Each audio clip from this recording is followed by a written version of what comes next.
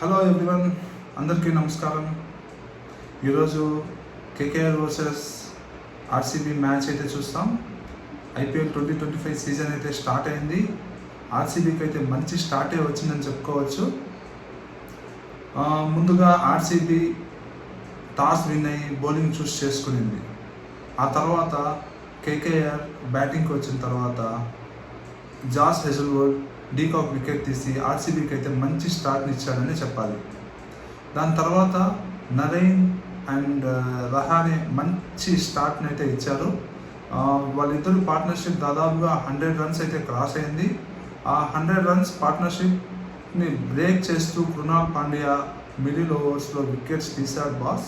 అది హైలైట్ అనే చెప్పాలి. బ్యాక్ టు బ్యాక్ ఆర్సీబీకి వికెట్స్ పడ్డాయి, కేకేఆర్ వికెట్స్.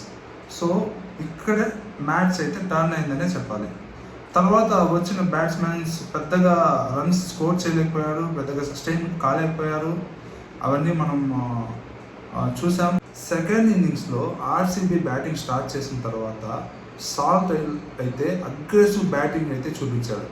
తర్వాత కోహ్లీ మెల్లగా అందుకున్నాడు. వాళ్ళిద్దరు కలిసి మంచి పార్ట్నర్షిప్ 95 రన్స్ దాకా అయితే స్కోర్ చేశారు.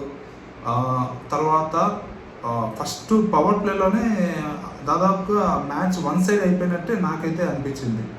ఆల్మోస్ట్ కేకేఆర్ వికెట్స్ తీయలేకపోతే తర్వాత కెప్టెన్ పతిదర్ కావచ్చు, లివింగ్స్టన్ కావచ్చు, సూపర్ స్టార్ట్ అయితే ఇచ్చారు వాళ్ళకి.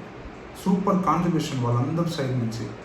ఓవరాల్గా ఆర్సీబీ అయితే ఈ ఇన్నింగ్స్ విన్ అయింది.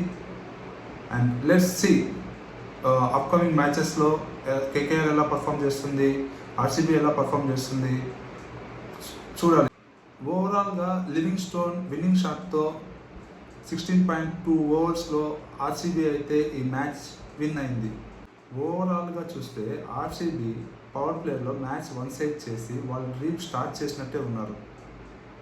కేకేఆర్ మిడిల్ ఆర్డర్ ఫెయిల్యూర్ చాలా కాస్ట్లీగా మారింది. Salt and Kohli opening RCB golden weapon అయ్యే ఛాన్సెస్ ఎక్కువ ఉంది.